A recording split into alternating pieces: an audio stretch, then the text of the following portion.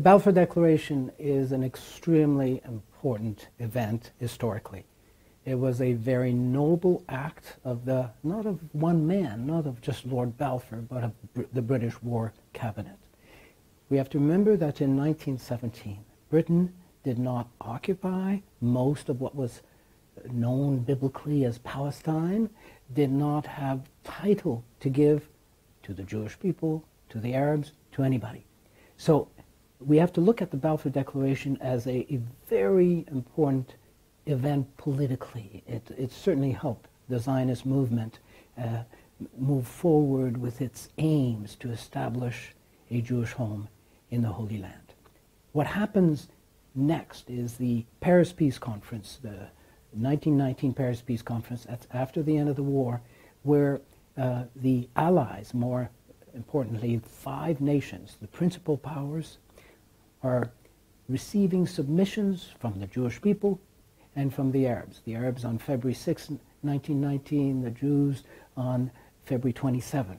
During these very important sessions with the principal powers, that is the US, the UK, Italy, France, and Japan, the Arabs asked for independence for Arab territories that were under the Ottomans for centuries.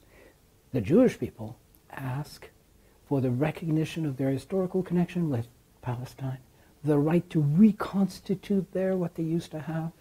They ask for the recognition of the Jewish people as a person in international law, as a people in international law.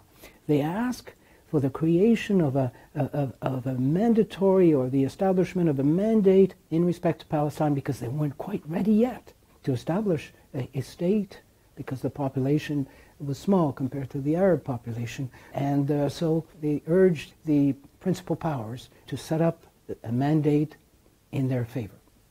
Following the presentations in Paris, we go to San Remo, Italy in April of 1920, where these powers gather for several days to deliberate, to make decisions. What are we going to do about the Arab claims? What are we going to do about the Jewish claims? And on April 25, 1920, the decisions are made. They say yes to the Jewish people. We'll recognize your historical connection. We will establish a national home for the Jews in a territory called Palestine. And these deliberations result in a decision which, in my opinion, are binding international law, then picked up and put into the Treaty of Sèvres in August of 1920, which completely transfers all the title to the principal powers so that they can turn around and give the rights to the Jewish people and to the Arabs. Then followed by the Mandate for Palestine, an international treaty where the very thing the Jews asked for in Paris, the recognition of their historical connection and the right to reconstitute, is granted. And the policy of the Balfour Declaration is incorporated into the mandate. Article 2 of the Mandate for Palestine becomes part of international law.